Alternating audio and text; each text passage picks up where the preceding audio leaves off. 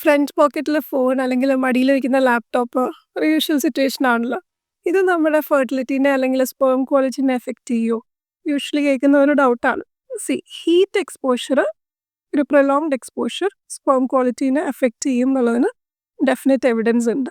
അപ്പം മടിയിൽ prolong time laptop വെക്കുമ്പോഴുള്ള ചൂട് എക്സ്പോഷർ അല്ലെങ്കിൽ ഈവൻ നമ്മൾ സൈസ് ഒരുമിച്ച് വെക്കുമ്പോഴുള്ള സ്ക്രോട്ടൽ ടെമ്പറേച്ചർ കൂടുന്നത്, ഇതൊക്കെ over period of time sperm ക്വാളിറ്റിനെ ഡെഫിനറ്റ്ലി എഫക്റ്റ് ചെയ്യുന്നുണ്ട്. പക്ഷെ റേഡിയേഷൻ ഓർ വൈഫൈ എക്സ്പോഷർ, അതിന് നമുക്കൊരു കോൺക്രീറ്റ് എവിഡൻസ് ടിൽ ഡേറ്റ് ഇല്ല. ബട്ട് അതുകൊണ്ട് നമ്മുടെ സ്പേം ക്വാളിറ്റി ആക്ച്വൽ ഹ്യൂമൻ സ്റ്റഡീസിൽ അഫക്റ്റഡ് ആവുന്നു എന്നുള്ളതിനൊരു പ്രോപ്പർ എവിഡൻസ് ഇല്ല.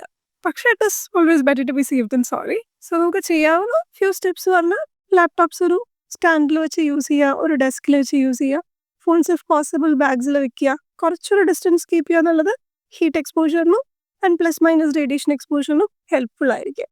പക്ഷേ more than this the basics matter more. അതായത് stop smoking, excessive alcohol avoid ചെയ്യുക, ഒരു ഒപ്റ്റിമം ബോഡി വെയിറ്റ് മെയിൻറ്റെയിൻ ചെയ്യാനായിട്ട് നോക്കുക, ലൈഫ് സ്റ്റൈൽ ഫാക്ടേഴ്സ്, ഇതിനൊക്കെ ആക്ച്വൽ ഒരു പ്രൂവൺ ബെനിഫിറ്റ്സ് ഉണ്ട് ഓൺ ഫെർട്ടിലിറ്റി.